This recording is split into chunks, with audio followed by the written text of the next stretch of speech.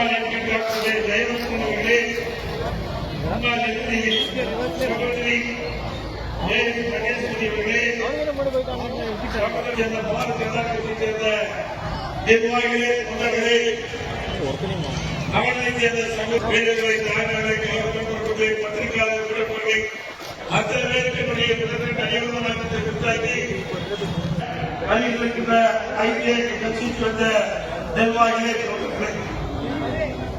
மாவட்டத்திற்குரிய நிர்வாகிகளே, தொண்டர்களே, அனைவருக்கும் என்னுடைய முதற்கட்ட அணிவகுப்பு வணக்கம். தொழில்நுட்பட்ட அனைவருக்கும் அதிகமான திட்டங்களை நாங்கள் வழங்கியிருக்கிறோம். கொஞ்ச லட்சம் அல்ல, அந்த பகுதியில்